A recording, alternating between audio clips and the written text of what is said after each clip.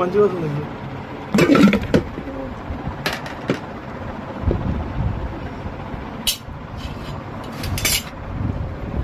Chicken ఎట్లా కడుక్కోవాలో చూపిస్తా. కొంచెం వాటర్ వేసుకొని ఉప్పు,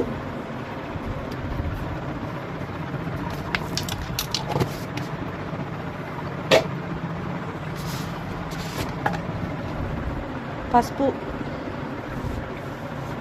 ఏమైనా బ్యాక్టీరియా ఉంటే పోతుంది, నీట్గా ఉంటుంది. చికెన్ ఎప్పుడైనా కూడా ఇట్లానే కట్టుకోండి ఫ్రెండ్స్, నీట్గా ఉంటుంది.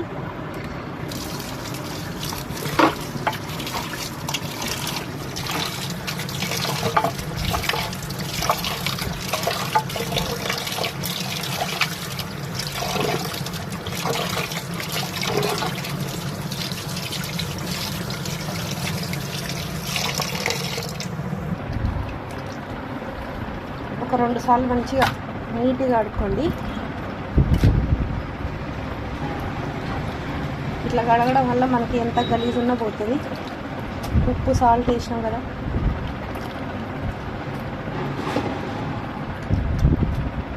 కొత్త నీళ్ళు మళ్ళీ వేసుకొని, మీ ఇంట్లో ఎంతమంది ఇలా కడుగుతారో కామెంట్ చేయండి. చూసారు కదా, మంచిగా నీట్గా కడుక్కోండి. ఇలా కడుక్కొని తింటే మంచిగా ఉంటుంది. చికెన్ తేగా అని అట్లనే వండుకోకండి. సేమ్ నాలాగా ఎంతమంది కడుగుతారో కామెంట్ చేయండి. Bye friends.